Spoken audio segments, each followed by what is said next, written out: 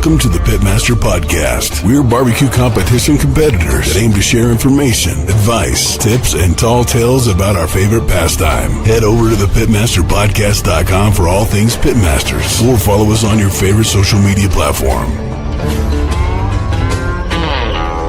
And now, here are the hosts of the Pitmaster Podcast, the two-time Grand Champion, SCA World Champion finalist, and barbecue specialist of Smoke Ain't No Joke Barbecue, the Anthony Lujan, and the 24-time Grand and Reserve Grand Champion, Reserve World Grand Champion, Windover High Roller Champion, and the founder of Pitmaster Barbecue Supply Company stores in Utah, the old man himself from Big Johnson's Barbecue, Jesse Johnson. This is Greg Rempe from the Barbecue Central Show, and you are listening to the Pitmasters Podcast, and they are doing it live. We'll do it live. That's right, Bill. I just said that. They're going to do it live. We'll do it live. Yes, live. They're going to do it live.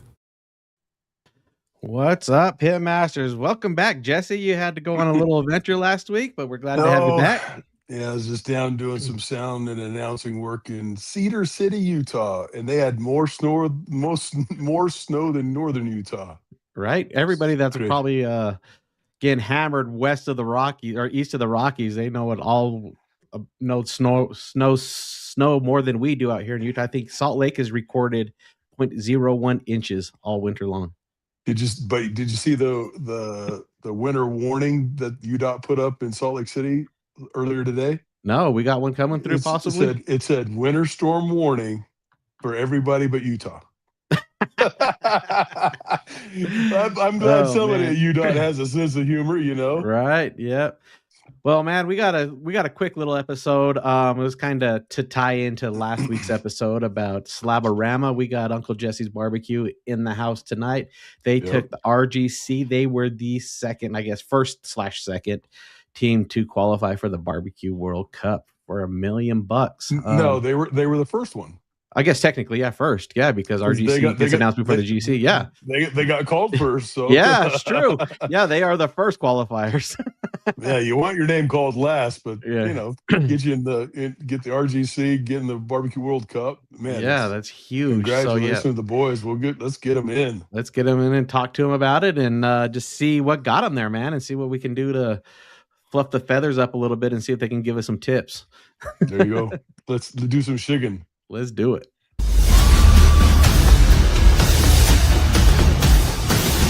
This is the single best investment you can make to become a better cook. Thermopen 1 is the best thermometer I've ever had. My thermometer of choice is ThermoWorks. When it comes to quality that I can trust, this is the company that I go to over and over again. There may be other thermometers out there, but there aren't other Thermopen. Welcome to the show, Nate Benson and Brennon Nielson. Dang, that's kind of NBBN. I like that. I just want to know how many Thermopens does everybody own? About 30. Nate, how many do you own? 10, I don't know, plus. Brennan? I got 5 or 6. Yeah. I'm right there. I know I got four in the store, 2 in here. I got about 10 myself. So, all right. Anyway, let's go to Slab O Rama, baby. Yeah, let's talk about. Congratulations, first and foremost. Congratulations on making it to the Barbecue World Cup. Yeah, Thanks. for sure. Thank you. Let's talk about how this team became a thing. Brandon, you've just been kind of passed around through the barbecue leagues for the last season. You've been bouncing around, helping friends out. But then how did this team come about? We looked at the SCA down there, and it was a single.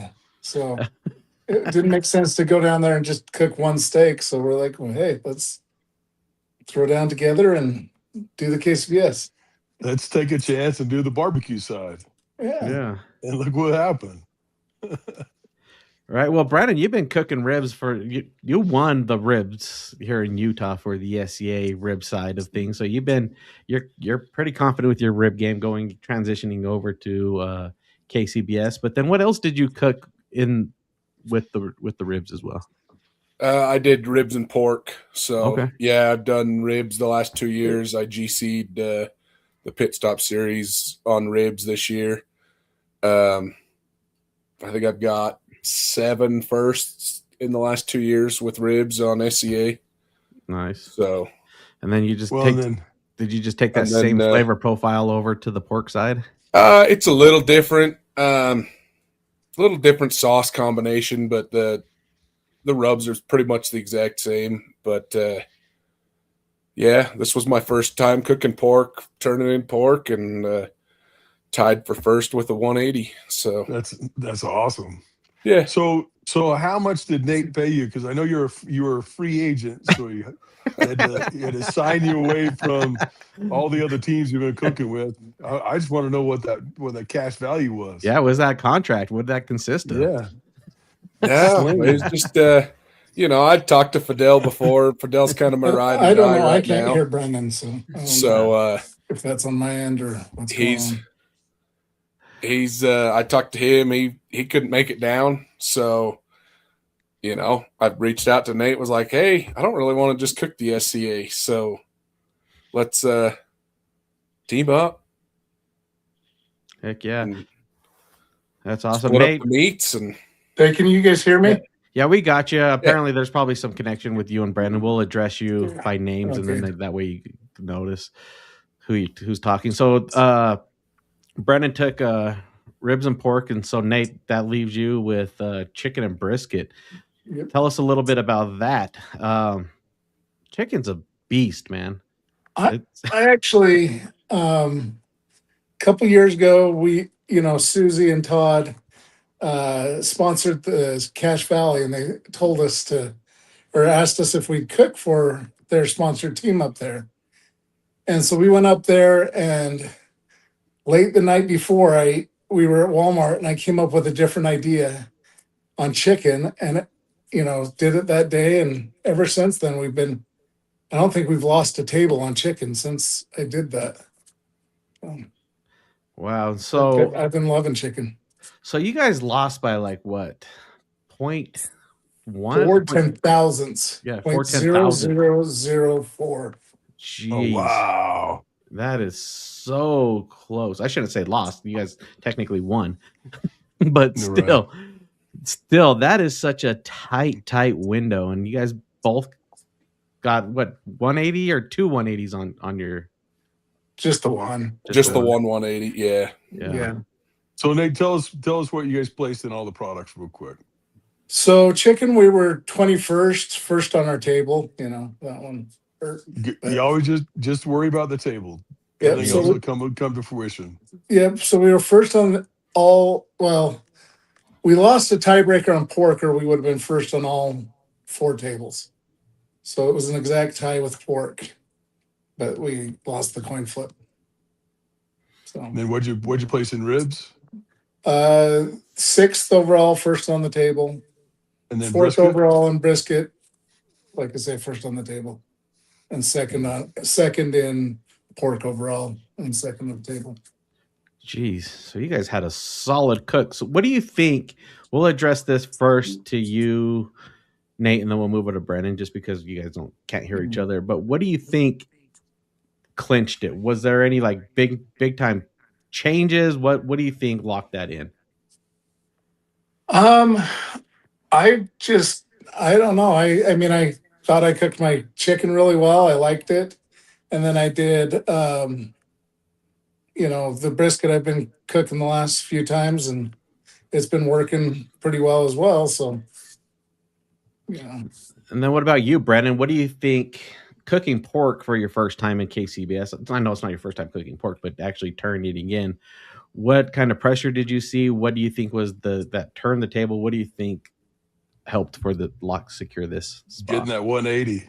Yeah. I just ran my practice. I'd done a couple practices throughout the week or leading up to a couple weeks, and I was happy with my flavor. Learned a couple things on my practice, and just went with it. I was pretty nervous after I turned in. I had my 8 pieces that I really liked on the board, and I had one other and that I wasn't going to turn in, but I kind of dressed it on the board the exact as I did everything else so I could taste it.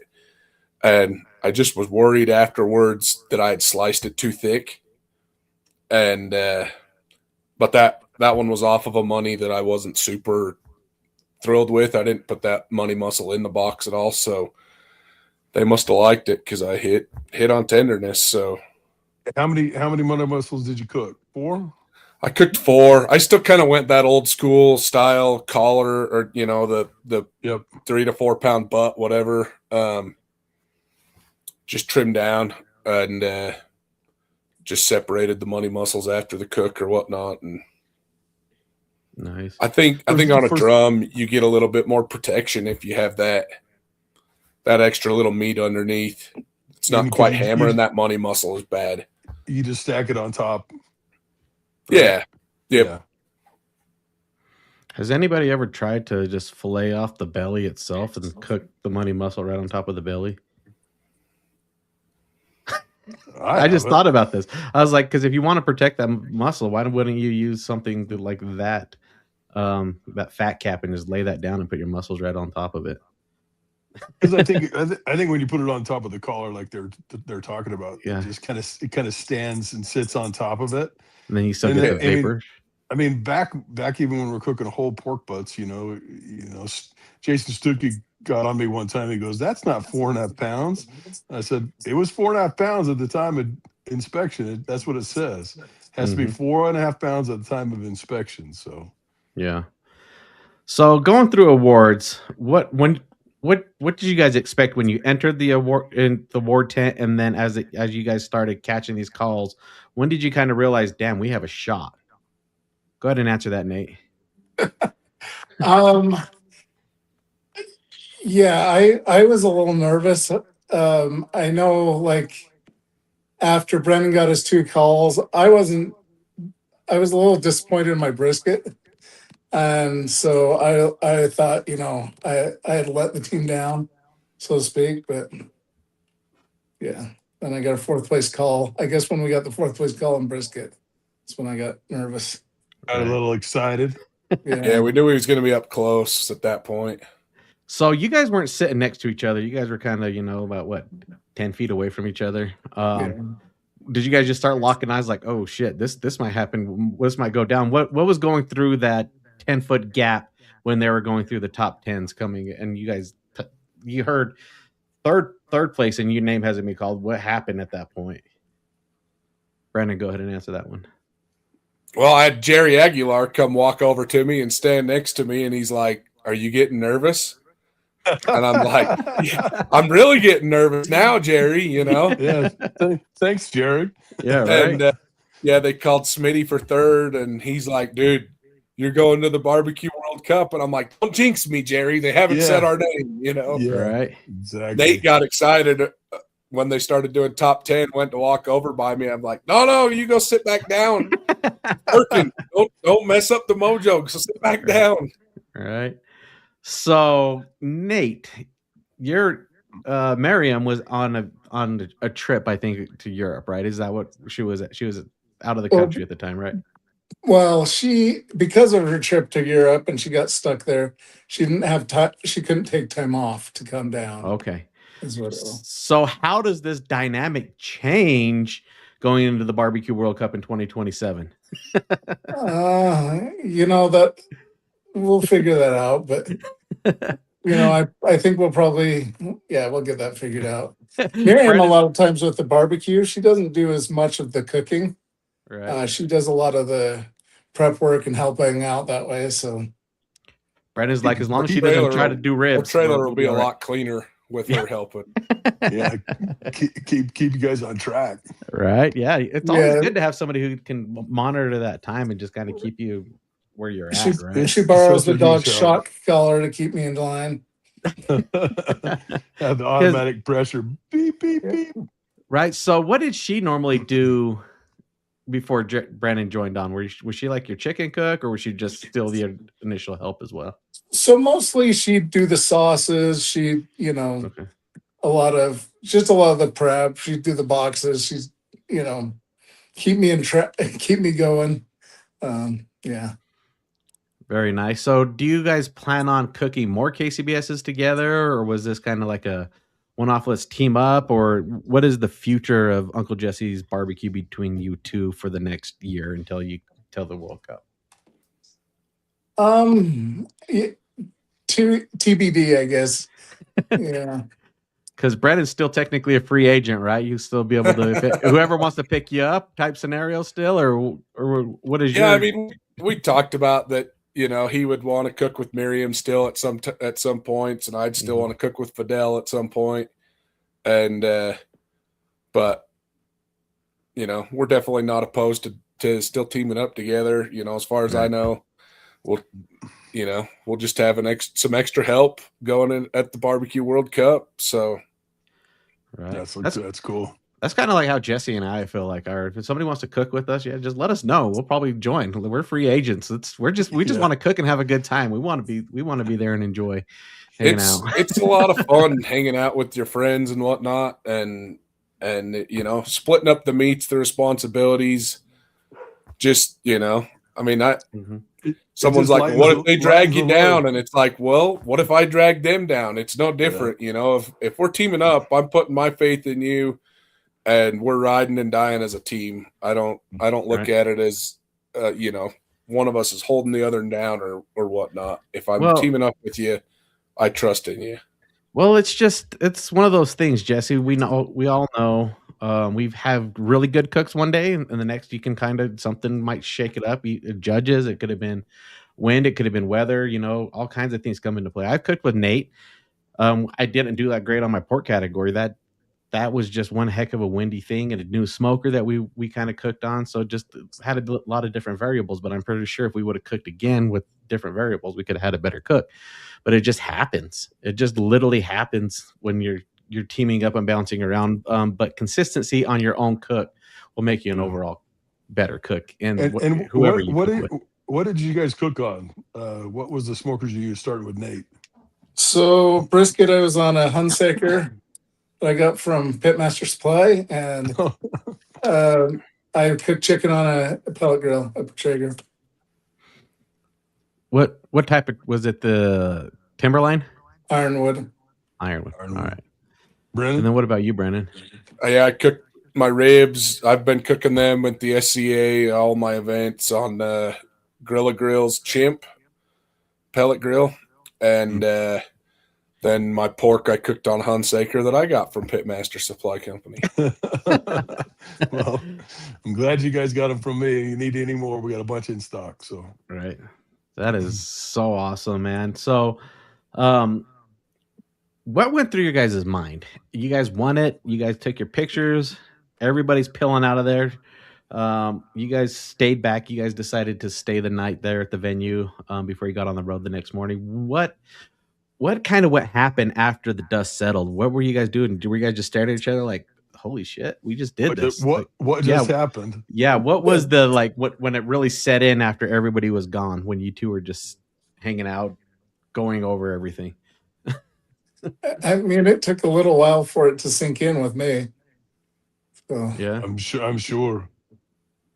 Yeah, I was telling everybody I'm just a steak cook. I don't know what the heck, I'm not a barbecue guy, so it was just crazy. Oh, you guys just heard this firsthand. He just bit his own tongue for all these years. He said he's a steak guy, not a barbecue guy, folks. Jot that down. January 27th. 2026. This is an ongoing joke that Brennan and I have had for a long time, probably 3-4 years. It's fun. Oh yeah, it's a good time. But that's a couple of really solid calls for being a steak cook, right? Oh yeah, I mean, we're both 2 KCBS cooks in, me and Nate. I've turned in 4 meats, and I've got 4 walks in KCBS, and my 4 meats I've turned in. So that's awesome. And then there was 61 or 62 cooks in this field? It's 53, right? Yeah, 53 or 54. Yeah, I think there were 60 some odd signed up, but 53. Because there was only 51 briskets turned in. Yeah. I looked. There was 3 teams that missed a turn in or something. Yeah. Oh man, that is wild. What did we decide? It was probably around 50 cooks. Isn't that what we kind of decided, Jesse? Around 50 cooks. Even if you don't take a walk, you still have a shot. Yeah, I think it's about 50 cooks. Because especially if you can be right outside the top 10, and it's like at the Jack, you can not get a call and still win the Jack. Yeah. Right. I think it's about 50 or 60 cooks where that actually can come into play, where you might not get a call, but you can still. Well, that was the Still thing. in We the just whole thing. didn't know where chicken took us. So but man, I tried his chicken. I thought it was great. I thought our box looked good. So and you won your table. That's the biggest thing. You win your table, and it's like having the top two porks on the same table. Yeah. That stuff happens. You gotta. It's the part of it. It's the luck of the draw on what tables you land on, because even though you win all your tables, one of your tables could be the table of death and just absolutely screw you for the whole entire competition. Yeah. It really can. But it seemed like, how many 700s were there? 3. There's only 3. Yeah. Because I just looked at a competition today, and there was 8. The top score was 708, 709, and there was 8 at Lakeland. 700s. Yeah, there was a lot. Yeah. So as of today, there are 6 teams that have qualified. So to be one of the very first ones to do it, that is so awesome.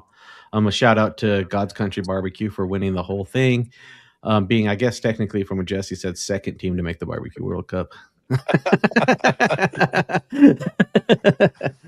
But man, yeah, I just wanted to jump on and just get you guys talking about how this experience was, and then we'll have to follow up with you in about a year or so to see how your World Cup turned out. But do you guys have a shout out to anybody who you want to give thanks to who helped you guys make it to this level at this time? Nate, we can start off with you. I want to thank my sponsors, B&B Charcoal, Hager A, DB180, Thermworks, and Barbecue Pit Stop. And, thanks, Jesse, for putting on comps that got me addicted to, got me going. Yeah, that was through the years. That was 100 years ago when you started in the backyard. You haven't done backyard for a long time. Obviously, he doesn't need to. Jeez. Right? How about you, Brennon? Yeah, I got to thank Jesse too. I cooked one of his backyards 2 years ago, and that kind of got the juices flowing on thinking, okay, I could try doing this KCBS thing, and GC'd it, and 2 perfect scores too. Yeah, 2 perfect scores. It was a fun event. Got me kind of hooked, but I got to thank my sponsors too. Sponsored by Disruption Rubs and Johnny Wolfpack Rubs. And then got to thank Bill Purvis with Chicken Fried Barbecue. He's been one of my big barbecue mentors. And Barbecue Pit Stop is another one of my sponsors. So that's cool. Anthony for bringing you probes. Anthony did hook me up with some probes and a silicone brush. And then I lost one of those probes to the Dunions. Oh man, you didn't go collect it? They had it set out waiting for you. No, yeah, he texted me the other day. I said, I'll get even with you somewhere down the road. I ain't worried about it. That is awesome. Well, thank you guys so much for joining. We really appreciate both of you guys' support of the show too. These guys listen all the time. I know Brennan listens, especially at work when he's in his loader. He listens to all the episodes. He gives me great feedback. So yeah, I just want to tell you guys thank you for supporting the show. And yeah, absolutely. Yeah. So heck yeah, thanks for having us. Of course, you guys have a great night, and we'll catch you again. I guarantee you these guys will be on the show again, probably once or twice more this season. We'll see you guys up at Blue Compass, right? Yeah. Because we're only 3 teams away from being a qualifier. So I have to decide what part of my heart I go with, because there's one of my favorite SCAs is the same weekend. So I'm like, well, you're a well-oiled machine in SCA. You got to stay in tune with KCBS. So I know, but they set the hook. They're doing these regional points chases now. Yeah. I have a chance at a national championship. I got to defend my title there. Oh man, jeez, you guys are wild. I haven't decided. All right, guys. Well, we're gonna get out of here, and thank you once again, and we'll catch you guys on the flip side. Congratulations, guys. Nice job. Thank you. Bye. See ya.